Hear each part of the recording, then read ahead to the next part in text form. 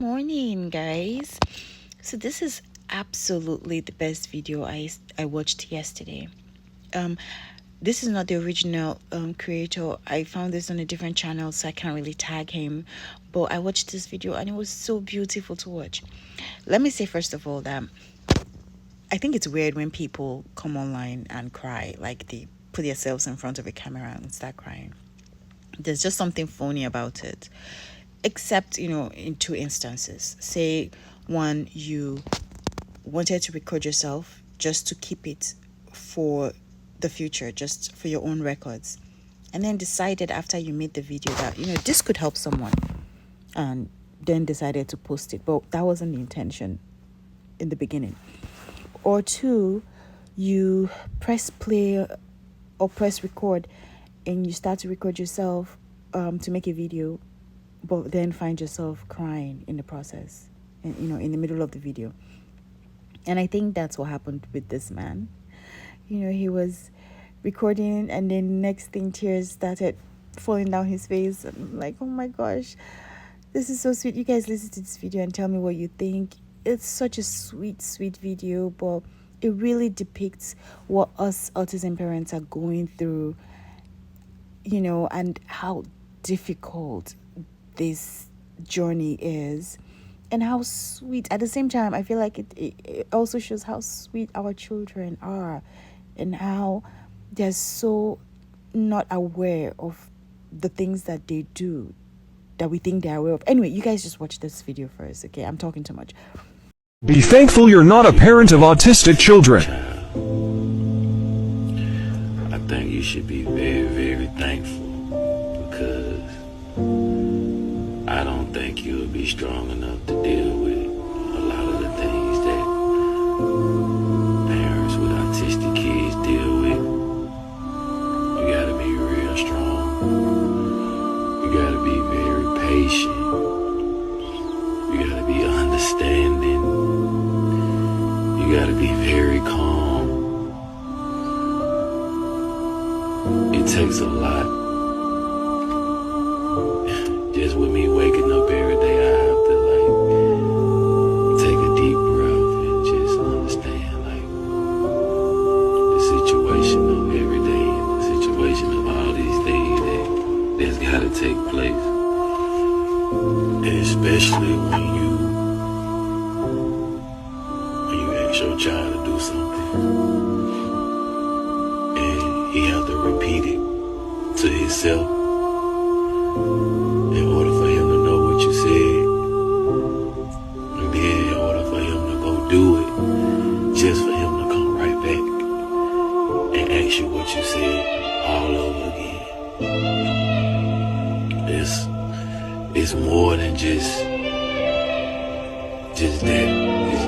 It's so much other things that we deal with on a day-to-day basis that our kids just can't comprehend. And sometimes we have to just go behind them and check and make sure they're doing what you asked them to do. So just be thankful and don't give your kids so much stress and all that, because if you was in the situation that we was in, you wouldn't last a day. I promise you.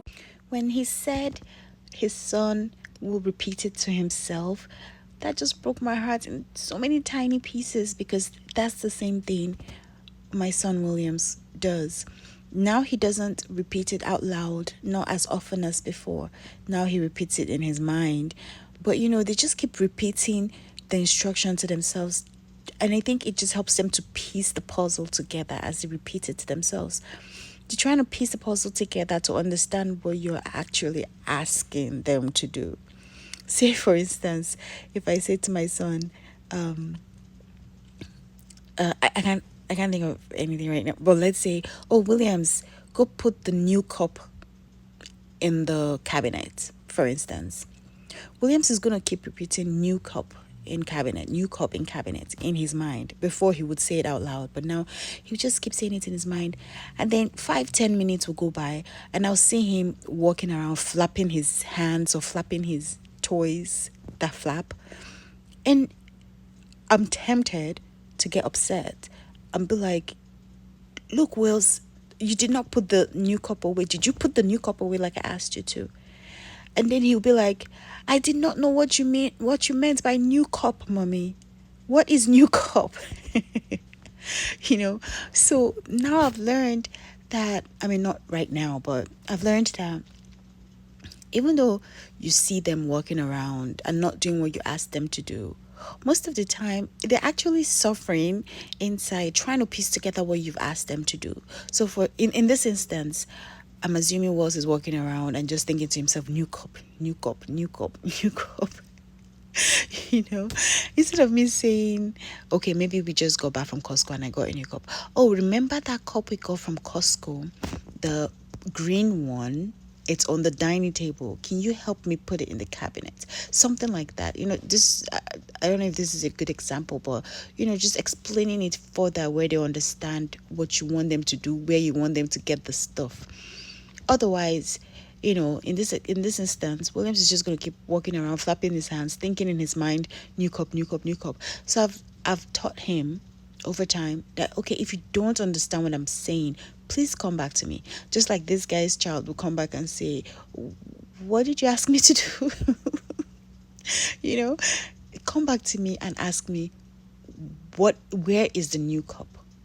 What is the new cup? Whatever it is you need to ask me, come back and ask me, instead of just going around suffering in silence and repeating that thing to yourself. Because then us as parents, we look at them and we're like, oh, see, he's not listening. He's walking around playing, but he's not really playing. He's flapping his hands, yes. It's just for him to cope as he's struggling with trying to figure out what you've asked him to do. I hope this helps someone. I hope this gives you a better understanding of what's going on in your household with your child with autism.